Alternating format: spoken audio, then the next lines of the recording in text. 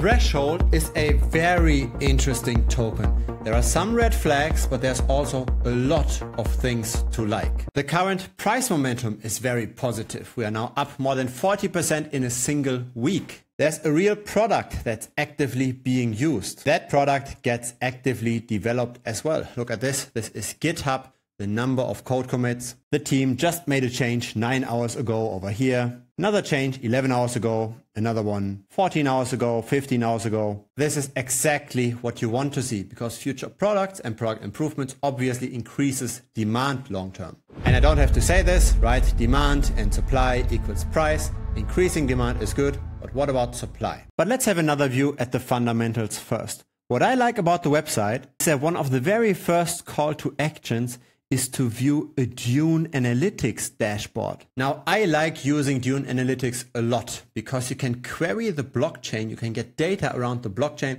that's 100% transparent, and it converts this into nice, useful charts. And so once something like this is published, you can see the actual usage of the protocol. Now, we are not going to look at the number of holders on this graph. We're going to look at something more advanced.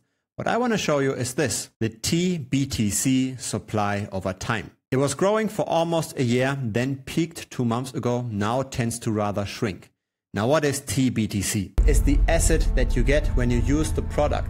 So Threshold is a bridge basically of native Bitcoin to the Ethereum network. So you don't have any central party holding the Bitcoin. You've got a smart contract in the middle, the Threshold smart contract. And you can then use that tbtc on the Ethereum chain and change it to anything else, including wrapped Bitcoin. And so the supply over time is simply a reflection of how much this bridge is being used. Here is the tbtc in Curve. So this is Curve Finance, a DeFi protocol. This is where you can earn some yield on your Bitcoin. But most people aren't going to keep their tbtc in Curve Finance. They're going to swap it into something else to then use this in various DeFi protocols. So this tbtc supply over time is a very useful chart. It shows us how much is Threshold actually been used. And interestingly enough, even though more and more Bitcoin had been bridged, the token itself underperformed for quite a while and is now, just recently, since September of last year, recovering together with the rest of the altcoin market. Now, why is the price recovering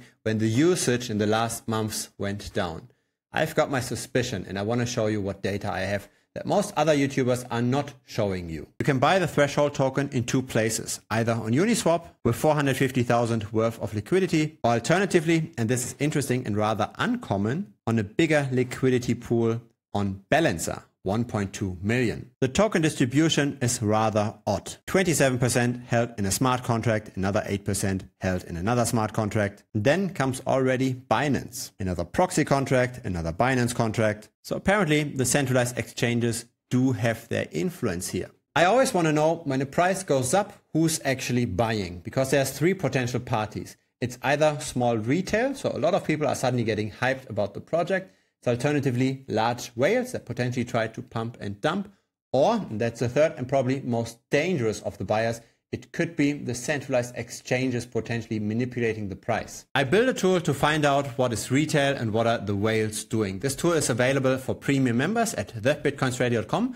Link is down below. Let's look at those charts for Threshold. On the left side, we've got the number of wallets that hold at least 10,000 Threshold tokens. So at the current price, that's roughly $372. In the middle, we go 1 order of magnitude up, 100,000 tokens, $3,700 worth of the token. On the right side, we've got the whales, 1 million tokens or $37,000 worth of the token. There aren't too many of such wallets, only 150 roughly. Now what can we see here? The behavior of small retail to big wallets isn't that different. There had been quite a bit of purchasing at the beginning of last year by retail that didn't happen so significantly for the whales. But overall, we see that in the recent past, in the last days, there wasn't any purchasing of any wallet cohort. So this price rally really doesn't make much sense, at least from the purchases on chain. In other words, I've got a strong suspicion here that this is driven by the centralized exchanges.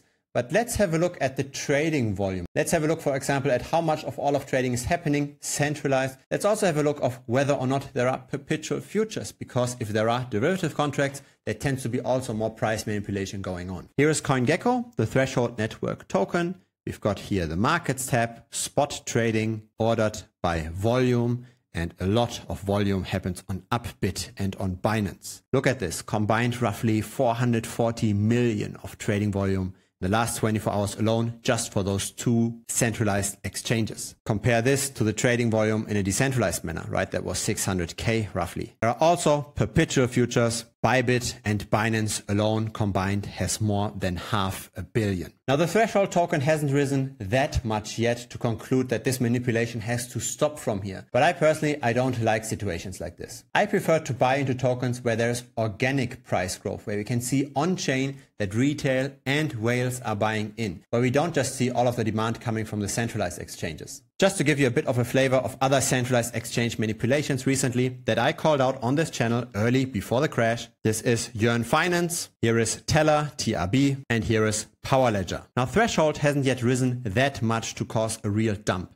It hasn't yet pumped as much to dump afterwards. But I'm not going to speculate on a further pump. I simply just stay away from those games. If we do see a continued price rally in Threshold, then make sure to take profit from time to time and also to potentially implement a trailing stop loss, right? So that once the price goes down that you're instantly selling, that you don't get dumped on. If it's your first time here, feel free to subscribe. I publish videos regularly. A like would be very much appreciated as well. It helps the channel grow. There's also a free Telegram. Link is down below.